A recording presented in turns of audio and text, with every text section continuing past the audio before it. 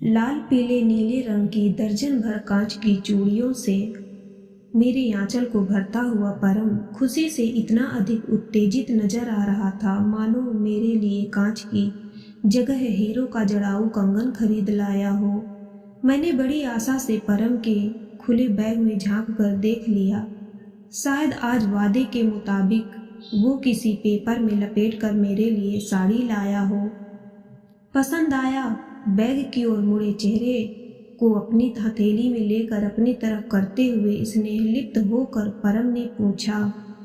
तो चोर दृष्टि से बैग में झांकने के अपराध बोध से भर कर मैंने नजरें झुका ली और सिर हिलाकर परम के प्रश्न का हाँ में उत्तर दिया। अपनी मन स्थिति से मैं स्वयं परेशान थी। थके हारे परम का स्वागत बनावटी मुस्कुराहट से करते समय अंदर तक एक तड़प भी होती है, पर इस पीड़ा से कहीं ज्यादा गहरी पीड़ा मुझे एक नई साड़ी के अभाव से हो रही थी। इसलिए मैं चाह कर भी परम से हो रही खीज कम नहीं कर पा रही थी। परम की बाहों का बंधन जरा सा ढीला होते ही मैं चाय बनाने के बहाने तेजी से रसोई में चली जाती हूँ। परसों फिर से कॉलोनी की महिलाओं की किटी पार्टी है, जाना तो पड़ेगा ही। साथ ही वही पुरानी साड़ी पहनकर जाने की पीड़ा को भी भोगना पड़ेगा। सभी कितनी सज धज कर आती हैं। हर किसी का यही प्रयास रहता है कि स्वयं को सबसे अधिक उत्कृष्ट सिद्ध कर दें, पर मैं ऐसा कभी नहीं कर पाती हूँ। परम को मेकअप से सख्त नफरत है, इसलिए श्रृंगार के नाम पर मैं सिर्फ पाउडर और बिंदी ही लगाती हूँ। वैसे मेकअप का मुझे भी कोई शौक नहीं, बस पिछले कई महीनों से एक नई साड़ी के लिए मन ललक रहा था। जब से इस कॉलोनी में आई हूँ जैसे अच्छे कपड़े पहनने की प्रतियोगिता में शामिल हो गई हूँ।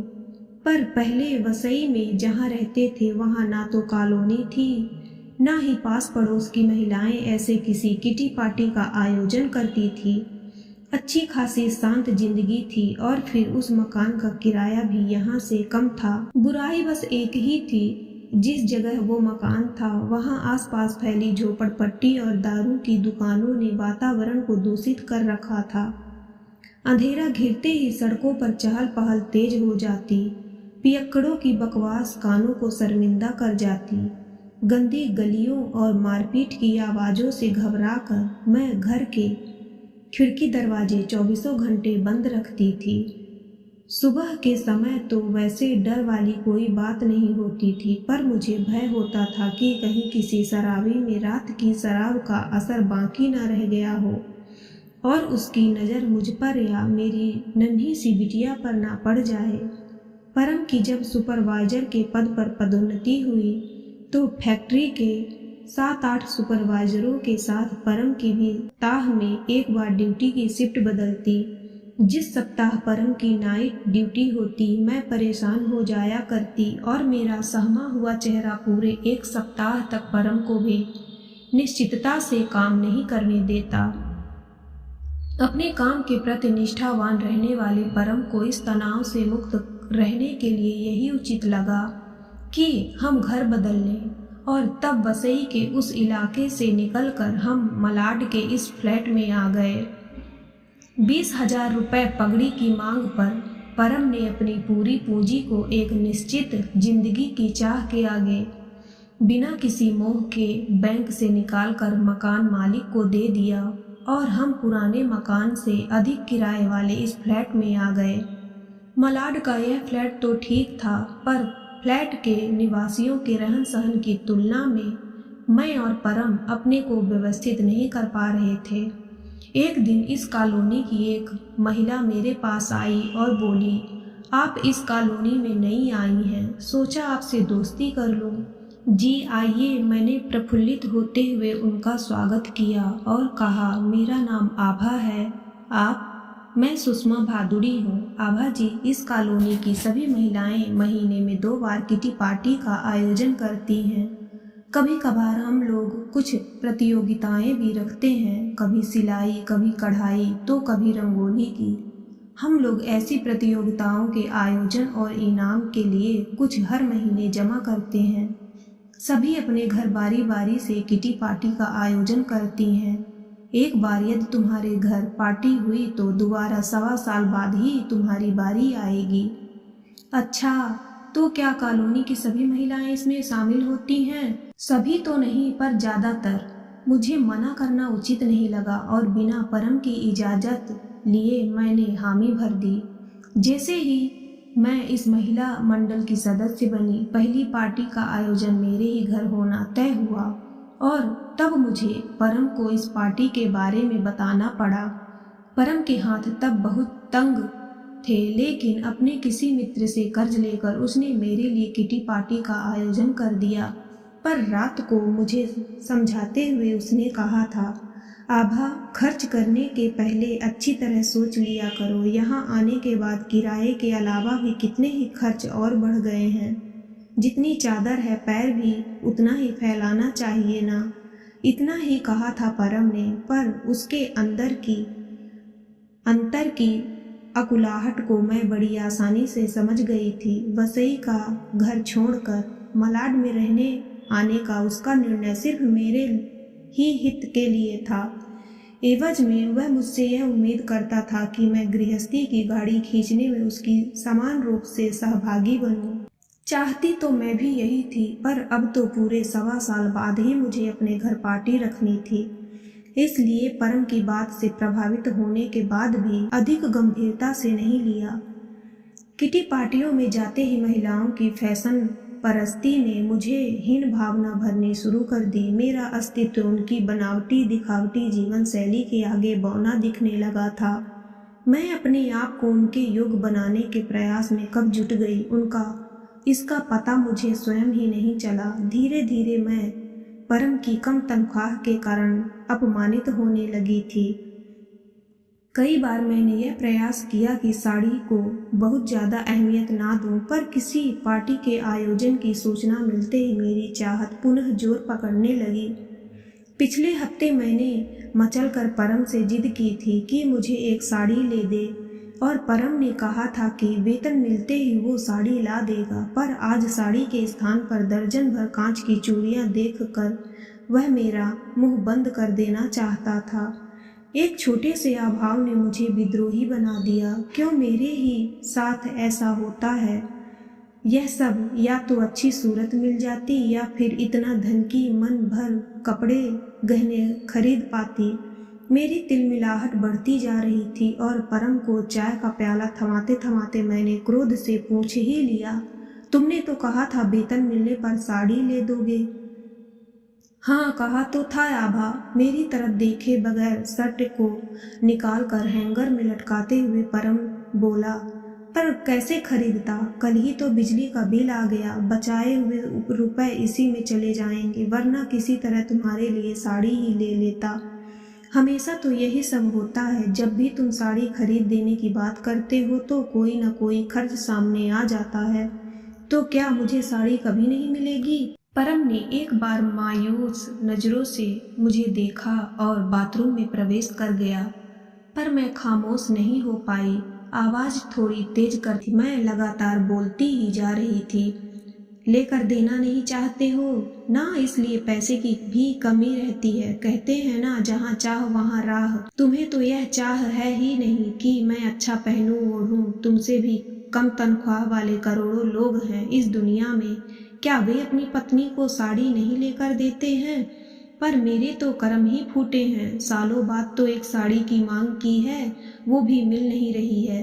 परम हाथ पैर धोकर आ गया था। कुर्ता पायजामा पहनकर चाय का प्याला हाथ में लिए वो बालकनी में जा बैठा। उसके चेहरे पर कहीं कोई मलाल नहीं था और उसकी यही निश्चितता मुझे और अधिक आहत कर गई। कैसे हो जी तुम? जरा भी नहीं पसीजता है तुम्हारा मन? चेहरे के भाव से तो ऐसा लग रहा है जैसे पत्थर के बने हो। मैं सचमुच तंग आ गई हूँ। कब तक भोगती रहूंगी इस अभाव भरी जिंदगी को? यदि एक बेटी की जिम्मेदारी ना होती तो चौथी मंजिल से छलांग लगा देती। छी आभा, कितनी स्वार्थी हो तुम। तुम्हें तो सिर्फ अपनी साड़ी की चिंता है और एक साड़ी के लिए तुम आत्महत्या जैसे पाप भी कर सकती हो, है ना? परम के चेहरे पर मेरे लिए घृणा के भाव थे। तुम्हारा ध्यान कभी मेरे जूतों की तरफ गया है जो घिस गए? उन्हें पहनकर चलने से पैरों में दर्द होता है और आजकल मैं चप्पल पहनकर दफ्तर जाता हूँ। मैं चकित होकर सच्चाई उगलते परम को देखे जा रही थी। इस बार जब पिंकी का स्कूल खुला तो उसके लिए स्कूल बैग नहीं खरीद पाया था। पुराने बैग का रंग निकल गया है। पैसों का अभाव नहीं होता तो उस नन्ही सी बच्ची को बदरंग बस्ते में किताबें ना ढोनी पड़ती। कौन पति नहीं चाहेगा कि पत्नी को अच्छा पहनाए ओढ़ाए, पर परिस्थिति भी तो अच्छी होनी चाहिए। मेरी आंखों से आंसू बह चले। परम ने जिस सच्चाई को अभिव्यक्त किया था उसकी शर्म थी या परम को दुख पहुंचाने का पछतावा, मैं जान नहीं पाई और चुपचाप सिर झुकाए खड़ी रही। विभा, इन ऊंची सोसाइटी वाली महिलाओं से अपनी तुलना मत करो। तुम किसी बड़े अधिकारी की पत्नी नहीं बल्कि एक सुपरवाइजर की पत्नी हो। मैंने तुमसे पहले भी कहा था और फिर कहता हूँ, चादर देखकर पैर फैलाना चाहिए, अन्यथा दिखावे के चक्कर में पड़कर या तो हम गलत काम करने लगेंगे या फैशन परस्ती के लिए लोगों से उधार मांगकर उनके कर्जदार हो जाएंगे। मेरी बहती आंखों को देखने के बाद भी उसने मेरे आंसुओं को पोंछने का कोई प्रयास नहीं किया और तेजी से बाहर निकल गया। परम ने जिस सच्चाई का बयान किया था उसने मेरी मन की आंखों को खोल दिया। अब परम के टूटे जूते ही नहीं, उसके पुराने शर्ट पैंट्स भी आंखों के आगे नाचने लगे। परम गया तो मैं वही बालकनी में बैठकर देर तक सुबकती रही। लगा था मुझसे नाराज होकर परम टहलते हुए कहीं चला गया होगा और जल्दी लौट आएगा। अस्त व्यस्त मन से रसोई के पूरे काम निपटाकर जब मैंने घड़ी की ओर देखा तो चकित रह गई। रात के 9 बज गए थे। मन किसी तनाव से उलझा हुआ हो तो समय कटने का पता ही नहीं चलता। पर परम आखिर गया कहाँ होगा, मैं सोच में पड़ गई। परम की दुखी कर देने के तनाव से मैं इतनी अधिक ग्रस्त थी कि पल भर के लिए पिंकी की तरफ भी ध्यान नहीं गया था। बस इतना भर याद है कि कई बार वो मेरे पास आकर कुछ पूछती रही थी और हर बार मैंने उसे छिड़क कर अपने से दूर कर दिया था। पिंकी का ख्याल आते ही तुरंत मैं उसके स्टडी टेबल की तरफ दौड़ गई। देखा वो पढ़ते पढ़ते किताब पर सिर रखकर सो गई थी। कुछ खाया भी नहीं था। पिंकी बिना खाए ही सो गई है, यह जानते ही परम की नाराजगी दुगनी हो जाएगी। इस बात से भली भांति परिचित होने के बाद भी मुझे पिंकी को पुनः जगाने की इच्छा नहीं हुई और मैंने उसे उठाकर बिस्तर पर लिटा दिया। किसी भी काम में मन नहीं लग रहा था। बार बार बालकनी में जाकर मैं सड़क पर देखती रहती कि शायद परम आता हुआ दिख जाए, पर परम दूर दूर तक नजर नहीं आ रहा था। बार बार यह सोच मुझे तहस नहस किए जा रही थी कि कहीं मुझसे मायूस होकर परम कोई गलत कदम ना उठा ले। अपने द्वारा कहे गए हर शब्द के लिए अब मेरे मन में शर्मिंदगी थी। मैंने मन ही मन निर्णय ले लिया था कि परम के आते ही उसके कदमों पर अपना सिर रखकर उससे हर गलती के लिए माफी मांग लूंगी। बस एक बार परम सही सलामत घर लौट आए। मैं पुनः बालकनी में जा खड़ी हुई। देखा एक स्कूटर चला आ रहा है। हो ना हो यह परम ही है। मैं धड़कते हृदय से देखती रही और स्कूटर आगे निकल गया। मेरा ध्यान स्कूटर सवार पर गया तो देखा कि वे पुरोहित जी थे। लोग कहते हैं अपनी पत्नी के कड़वे जुबान और दुर्व्यवहार के कारण ही वे रोज नशे में धुत रात में देर से घर लौटते हैं। यह याद आते ही पुनः हृदय जोरों से धड़कने लगा। कहीं मुझसे अपमानित परम भी पीना शुरू ना कर दे। इस ख्याल से ही मेरी आंखें छलक आईं।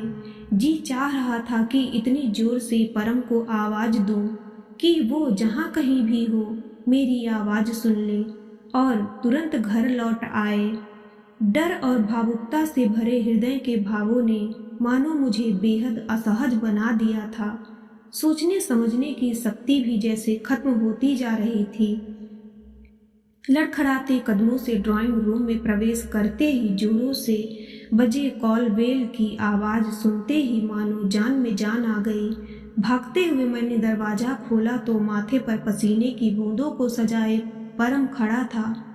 मुझे देखते ही उसने मुझे खींचकर अपने सीने से लगा लिया। आभा, मुझे माफ़ कर दो। आज पहली बार तुम्हें बिना बताए कहीं चला गया था। माफ़ी तो मैं मांगना चाहती हूँ। तुम्हें कितना जलील कर दिया था, पर तुम गए कहाँ थे? आभा, आज नवीन की शादी की 25वीं सालगिरह थी। हम दोनों को पार्टी में बुलाया था, पर तुम्हारी बातों से नाराज होकर मैं तुम्हें साथ नहीं ले गया। वहाँ सभी पूछ रहे थे तुम्हें। मेरे लिए तो पल पल भारी हो रहा था, यह सोचकर कि तुम कितनी परेशान हो रही होगी। तुम्हें बिना बताए जो चला गया था, उफ, जैसे तैसे जान छुड़ाकर जल्दी ही वहाँ से निकल भागा। परम की बाहों का बंधन थोड़ा सा और कस गया था। मुझे लग रहा था कि खुशी से झूमकर नाच उठूं। परम के प्यार की गहराई के आगे साड़ी की इच्छा कितनी तुच्छ थी। मैंने निर्णय लिया कि जो खुशी इस समय मुझे मिल रही है, उससे भी दुगनी खुशी मैं हमेशा परम को देती रहूंगी।